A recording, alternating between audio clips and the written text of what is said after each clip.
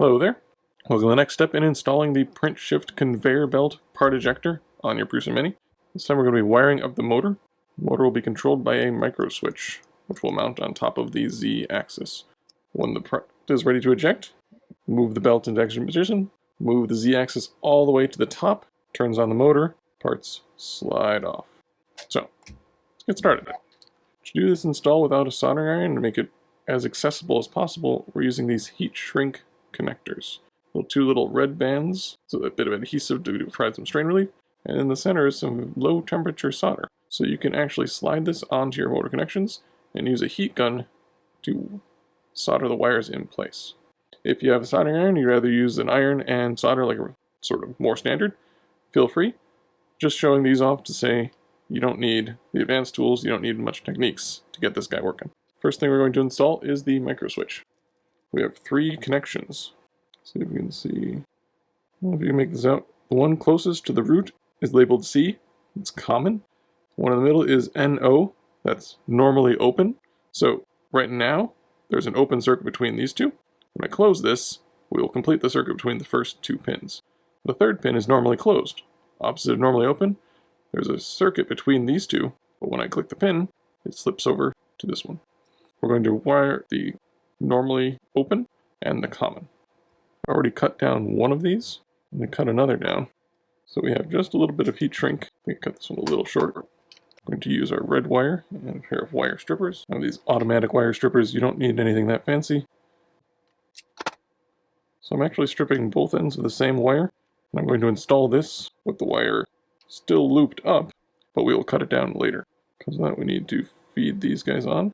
Or just saving a few steps and saving a little wire by not cutting into a bunch of lengths. So usually stick the wire through the hole. There we go. Bend it back on itself. Slide your heat shrink solder on there.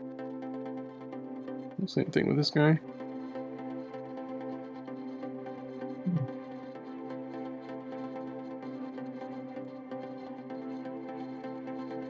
Alright. I'm going to hit it with the heat gun. Get as close as we can so you guys hopefully see these things work.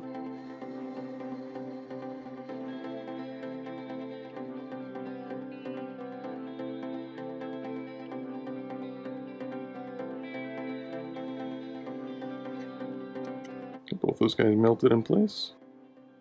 You can see a little bit of the solder squeezed out. That's the one I cut longer. That should provide you a little bit of strain relief, as well as lock the switch in place. A new mount for the switch. This fits into the channel over the top. Let's shift things around so we can get a better view on the camera, but when installing the switch, probably give it a minute to cool, but we've got the time. Roll of the switch is facing opposite of this guy.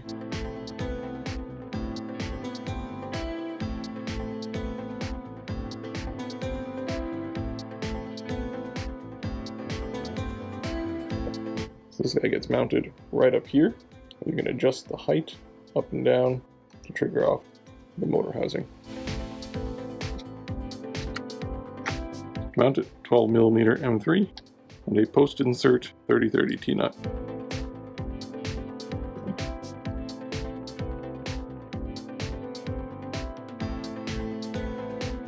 Mounted and clicky. The second thing we're going to mount is the buck converter, and new to this Mini, the sticker is mounted exactly where I want to mount the buck converter. So I'm just going to peel that off, stick it in the front, I guess. So the buck converter is only needed to power a Raspberry Pi if you choose to add one. I do highly recommend it. A good place to mount that is right here, because then this can reach directly over to the Pi. Get her going. I like these buck converters because they have just the regular USB. This is USB-C. I actually ran out of Raspberry Pis. I thought I had plenty of old ones to use, but had to buy a 4. We're using the 12mm M3 screws and M3 3030 T-nuts to mount this guy in place too. So the T-nut slides in there, and as you tighten it, it slots over.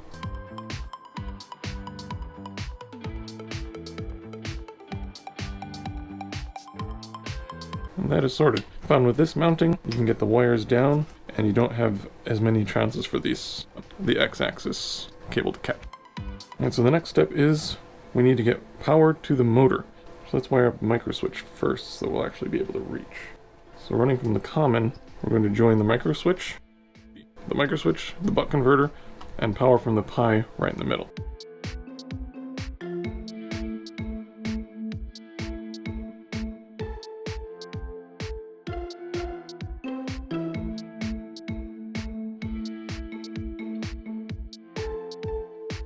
I'm going to strip and mount another piece of red wire in here. That'll be where we get the power from the Mini.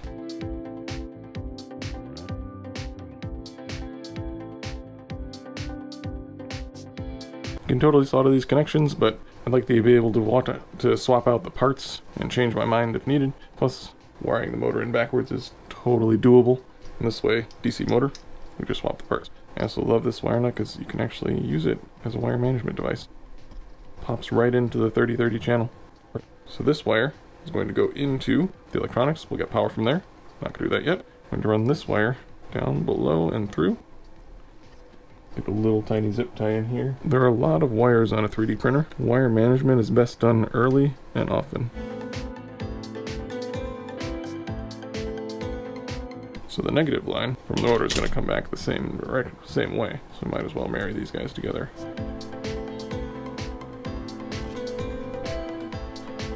Zip tying these also along the bottom to the Y motor cable. That way they'll make sure they stay clear of the little feet the Mini sits on.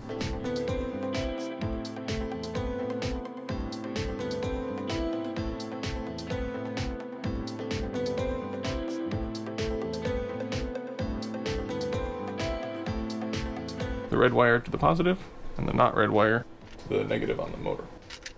If you do happen to wire that backwards, you can always swap the red wire going to the micro switch from the wire nut and this blue wire in the other wire nut. Reverse direction on the motor.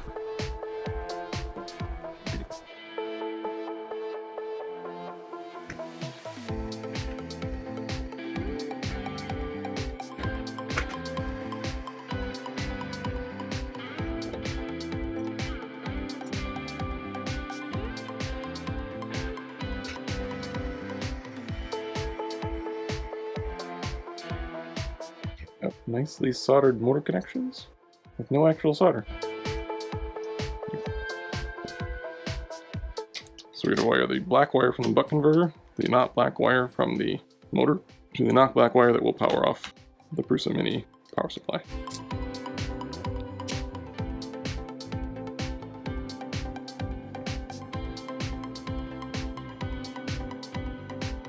So now we have to have 2 more wires.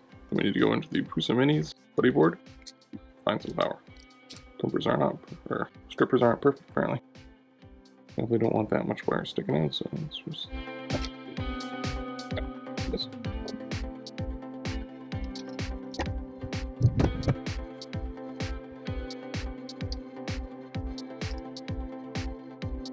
I do have text instructions for this as well. I'll do my best to get some pictures and diagrams up. First off, make sure the Mini is unplugged. It has been unplugged this whole time. I've been known to forget vital steps like that. For the ground line, we're going to be using a ring terminal, called such because it has a ring on the end. To attach, we're going to crimp the ring terminal around this wire. I'm actually going to get a little more conductor out and fold the wire up. Make sure we have a really good connection inside the ring terminal. So you hold that in there. That's what the little blue marks on the crimper are for. So we're going to squeeze that cable in. Then we're going to bend this guy. So what we're doing here is stealing power from the buddy board's grounding plane. So this is where your power inlet comes in, and this is a great grounding source.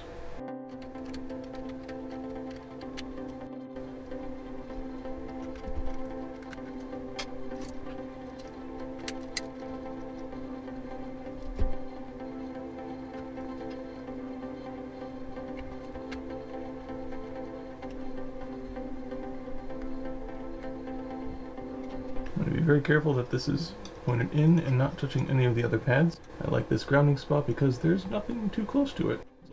There is a captive nut underneath, which is why I have my finger under there pushing up the nut. Make sure this is a good solid seat. without over tightening it because you're tightening up against this circuit board. So in this, the power comes in this wire, goes back the second wire. Cute little trick to getting power off the switch. We can actually take the crimp off. We take the spade connector off here. And this connector is nicely insulated. It's out of the way just for now.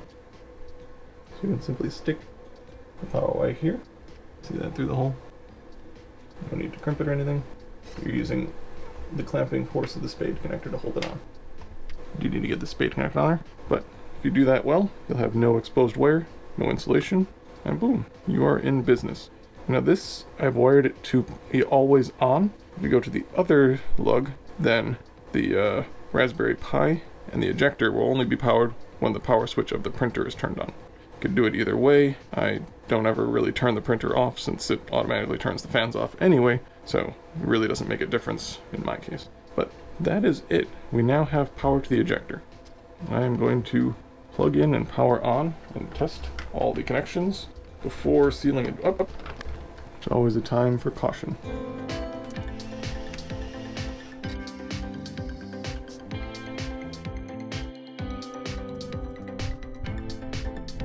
I press the micro switch. That is the electrical work done. Only left is to button up, and now we can actually start print with part ejection. In order to do that, we're still using the SD card because we don't have a Raspberry Pi installed. We'll do that in the next step, but we'll put the ejection code on the SD. You can fire up one print or a series of prints just by concatenating the G-code files. Alright, let's get this guy buttoned up.